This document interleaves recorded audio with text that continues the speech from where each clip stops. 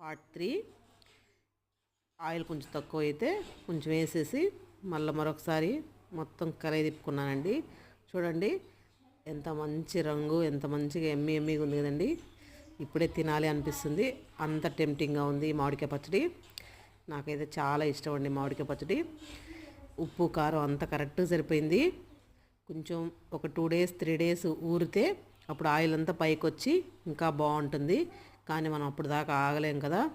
ఇప్పుడే టేస్ట్ చేయాలి అని చెప్పేసి వేడివేడి అన్నంలో ఇంత ఆవకాయ వేసుకొని కలుపుకుంటున్నానండి. నెయ్యి కూడా వేసుకోలేదు, ఎందుకంటే ఉప్పు కారం ఎలా ఉంది అనేది మనకి నెయ్యి వేసుకోకుండా ఉంటే తెలుస్తుంది కాబట్టి వేసుకోకుండా బాగా కలుపుకుంటున్నానండి. ఉప్పు కారం ఆవపిండి మెంతిపొడి అన్నీ కరెక్ట్గా సరిపోయాయండి. చాలా టేస్టీగా ఉంది. ఒక 2 రోజులు 3 రోజులు మగ్గితే ముక్కలకి ఉప్పు కారం బట్టి సూపర్గా ఉంటుందండి.